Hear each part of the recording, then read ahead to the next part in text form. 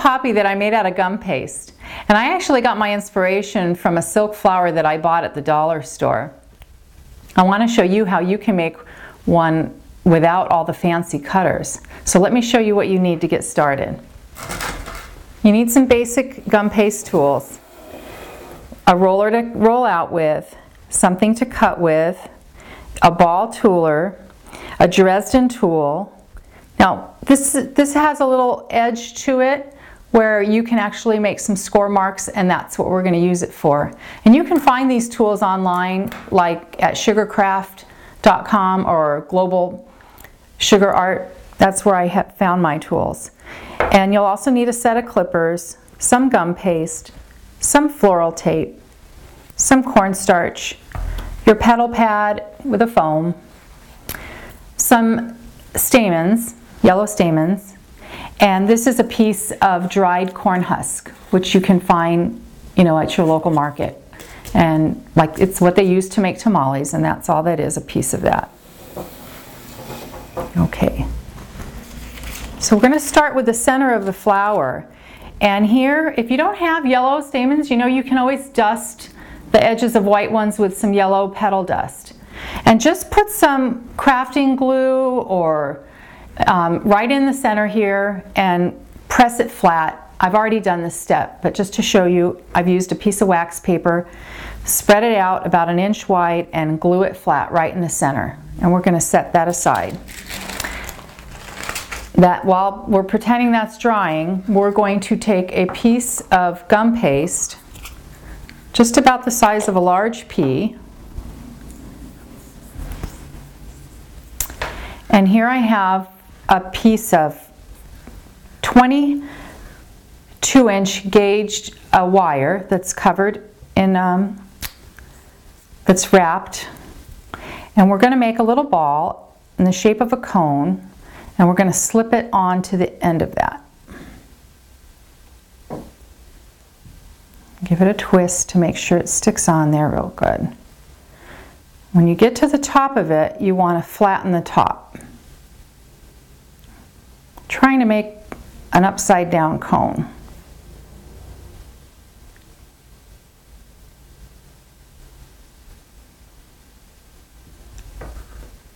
So it looks like that.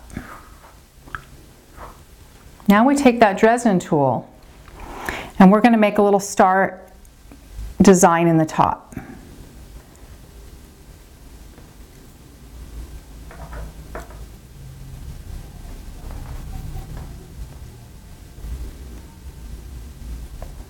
And once you've pressed that around, making the indentations, then you would set that aside to dry.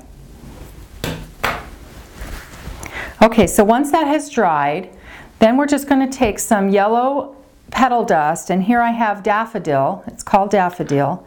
And you're just going to take a little bit on the tip of your finger, and we're going to dust this yellow.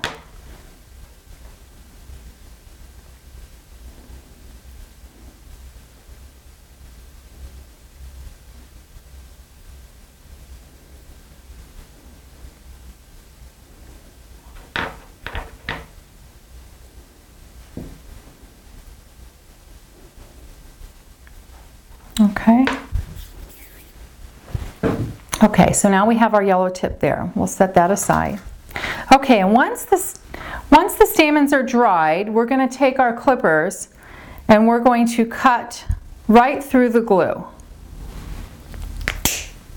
Whoops, there it goes across the room. Hang on to it. And it's okay if some of it comes apart like that. We're going to just wrap it around that dried center, and we're going to use floral tape to secure it. And you're going to come about halfway.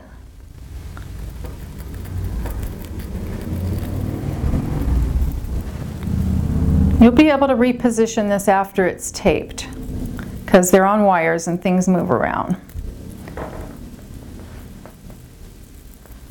So you get a handle on it, smush it together. Get your floral tape. This is self-sticking floral tape.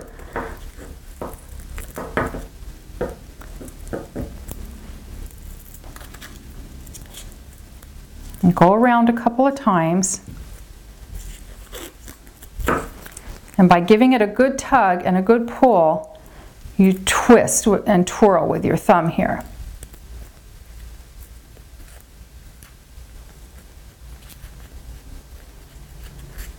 Okay. Now, once it's all stuck together there, you'll be able to move this about.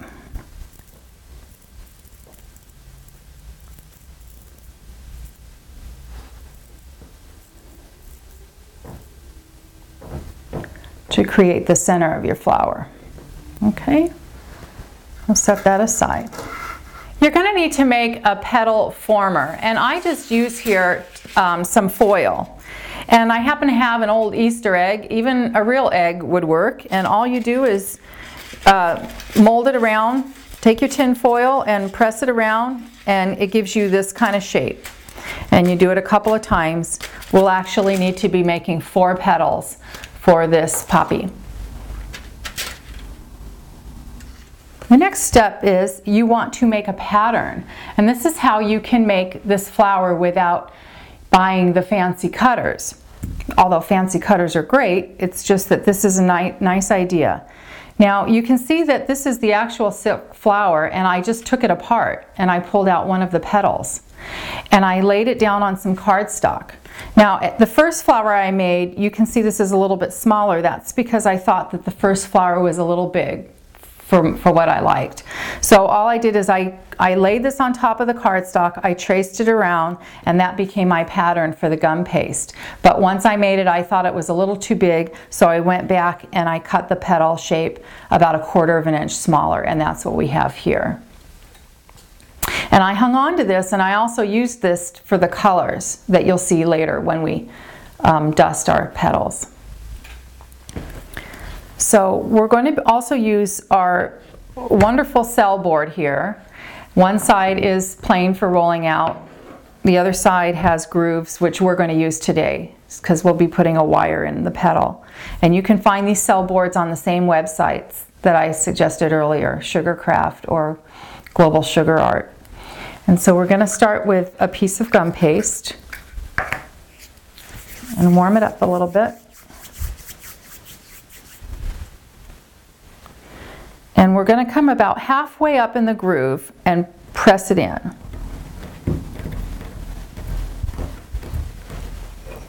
Now this petal, it's wide, so we want to make sure we roll out to I roll out to each groove mark, and therefore I kind of turn my cell board.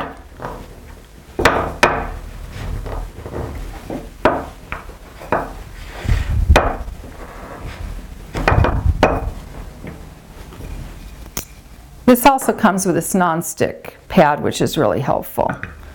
It doesn't slide around. Okay. So you take care to line up the center of it with the groove, and then you take your cutter tool and go all the way around.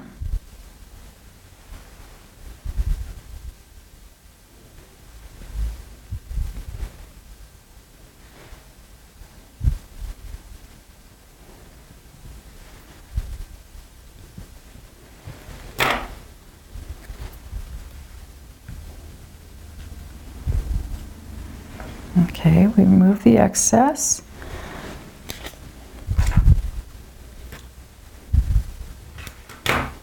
Now we're going to use our petal pad. Whoops.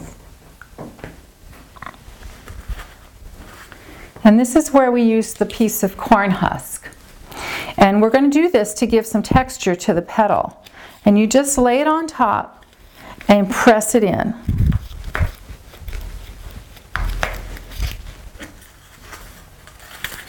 You could do it that way as well. You can see what you're doing. And we flip it over and do the same thing to the other side.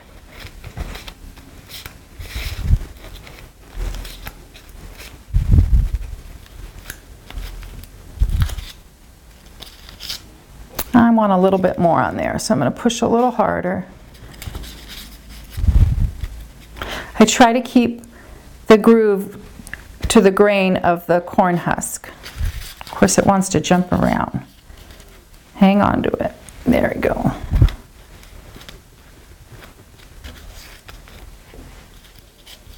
Okay. And now we take our ball tool and we go with the large ball. Make sure you use your corn starch so it won't stick or tear. And just dip the ball tip in the corn starch, and half on and half off you go around the edge to soften it.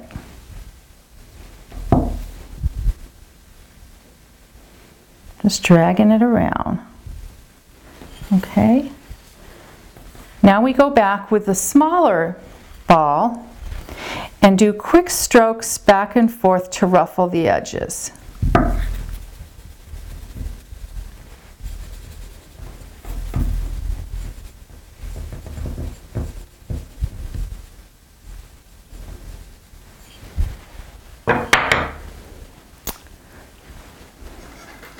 Now I have a thin wire here, and we're going to go, this is a 26-inch gauge. And we're going to hold the pedal here and we're going to just thread it through.